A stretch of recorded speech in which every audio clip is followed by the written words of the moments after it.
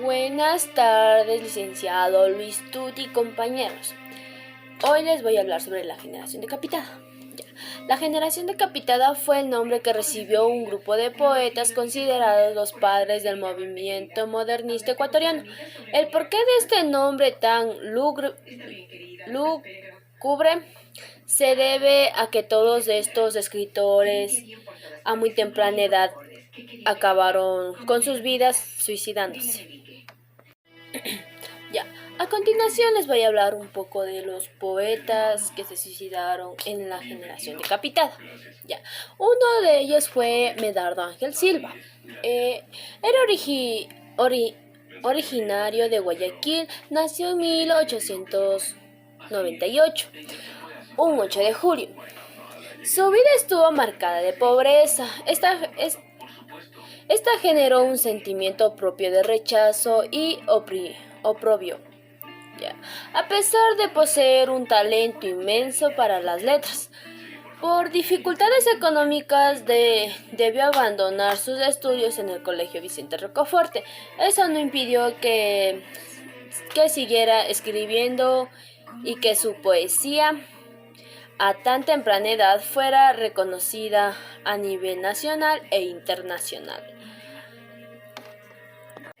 Otro de los poetas es Ernesto Noboa y Caamaño. Era originario de Guayaquil, nació en 1891 y tuvo una posición acomodada desde la cuna.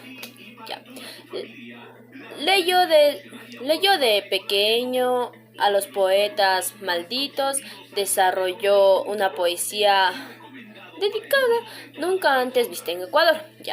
Era común verle en las noches de Bohemia, habiendo consumido opio, recitando los poemas propios y de los grandes de Europa y América.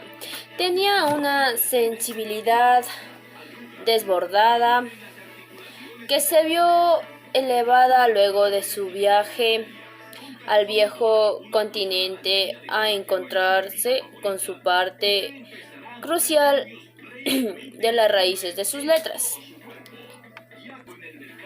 Otro de los poetas es Arturo Borja, originario de Quito.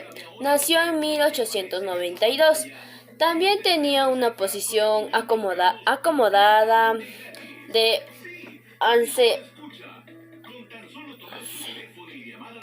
ascendencia real.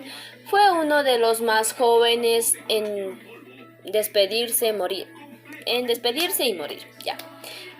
Su obra no es muy amplia, pero tiene un peso literario considerable. De hecho, fue el primero de los decapitados en mostrar claros rasgos modernistas en su letra. Otro de los poetas es Humberto Fierro. Es originario de Quito, nació en 1890.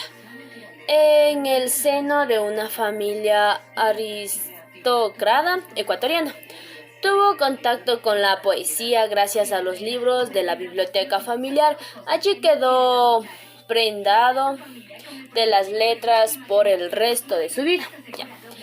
Si bien tenía gran influencia de los poetas simbolistas y parnasianos franceses, los cuales leían sin merusa, su poesía era pura y de un lenguaje sencillo. Hizo una gran amistad con Arturo Borja y fue el quien lo convenció de publicar su primer libro en 1929, y luego de la insistencia de Borjas publicó el Laúd del Bache. Esa obra fue su logro más significado. La muerte lo recibió 10 años después de la publicación de su libro. Luego de su muerte se publicó otro libro que se llamaba Velada Palatina. Bueno, esos son los poetas que se suicidaron en la generación decapitada. La generación decapitada vino a inyectarse su vida poética a Ecuador en versos de sentir verdadero, cuando nadie apostaba nada por la poesía latinoamericana. Ya. Estos hombres se dieron de lleno para hacerse presentes con sus letras. Y ya, gracias.